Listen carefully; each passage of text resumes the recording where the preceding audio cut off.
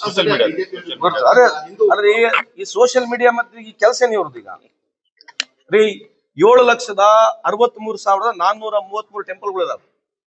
ಇವೆಲ್ಲ ನಮ್ ಕಾಲದಲ್ಲಿ ಕಟ್ಟಿಸಿರೋದು. ಇವ್ರು ಬಂದ್ ಏನ್ ಕಟ್ಟಿಲ್ಲ, ಒಂದ್ ರಾಮ ಮಂದಿರ ಕಟ್ಟಿರೋದು ಸೆಂಟ್ರಲ್ ರೊಕ್ಕ ತಗೊಂಡು ಕಟ್ಟಿರ್ದು ಇವ್ರು ಪುಣ್ಯಾತ್ಮರು. 7 ಲಕ್ಷ ಚಿಲ್ಡ್ರ ಟೆಂಪಲ್ಗಳು ಈ ದೇಶದಲ್ಲಿ ಇದಾವೆ. ಸ್ವಾತಂತ್ರ್ಯ ಬಂದಾಗ ಇಲ್ಲಿಂದ ಪೂರ್ವದಿಂದ ಕೂಡ ಇಲ್ಲಿದಾವೆ. ನಮ್ ಕಾಲದಲ್ಲಿ ಎಲ್ಲ ಶಕ್ತಿ ಪೀಠಗಳು ಇರೋದು. ಶಕ್ತಿ ಪೀಠಗಳು ಇವತ್ತು ಕೂಡ ಚೆನ್ನಾಗಿ ನಡೀತಾನೆ ಇದಾವೆ. ನಮ್ ಕಾಲದಲ್ಲಿ ನಡೀತಿದಾವೆ, ಇವತ್ತಿಗೂ ನಡೀತಾ ಇದಾವೆ. ಹೇಳದ್ ಸುಮ್ನೆ ಇವ್ರು ಬಂದ್ ಎಷ್ಟು ಗುಳಿಗಳು ಕಟ್ಟಿದಾರಂತೆ. ಅದೇ ನೋಡ್ರಿ, ಅವ್ರು ಹೇಳ್ತಾ ಇರೋದ್ರಿ, ಕೇಳಿಸ್ರಿಲ್ರಿ.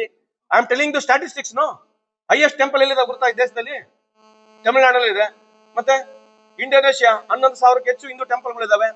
ಅಲ್ಲಿ ಏನ್ ಸಮಸ್ಯೆ ಇಲ್ಲ, ಇಲ್ಲೇ ಸಮಸ್ಯೆ ಇರೋದು. ಇವ್ರು 11 ವರ್ಷದಿಂದ ಇಲ್ಲಿ ಆಳಿ ಹಿಂದೂಗಳಿಗೆ ತೊಂದರೆ ಇರ್ತಕ್ಕಂಥ ಇವರಿಂದಾನೆ. 11 ವರ್ಷ ಇವ್ರ ಅಧಿಕಾರ ಇದಾರೆ.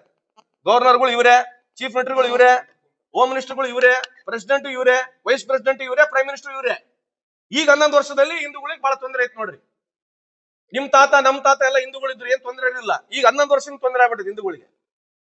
ಲಾಸ್ಟ್ 11 years ಎಲ್ಲ ಹಿಂದೂ ಕತ್ರೆ ಮೇಹೆ. ಚುನಾವಣೆಗಳು ಬಂದು, ಎಲೆಕ್ಷನ್ಗಳು ಬಂದು, ಜನರು ಮುದ್ದೆಗಳು ಕೇಳಬಾರ್ದು, ಏನಾನ ಪ್ರಶ್ನೆ ಕೇಳಿದ್ರೆ ಹಿಂದೂಗಳು ತೊಂದರೆನಾಗದಾರ. ಮತ್ತೆ ಹಿಂದೂಗಳು ತೊಂದರೆ ನೀವೇನ್ ಮಾಡ್ತಾ ಇದ್ದೀರಿ?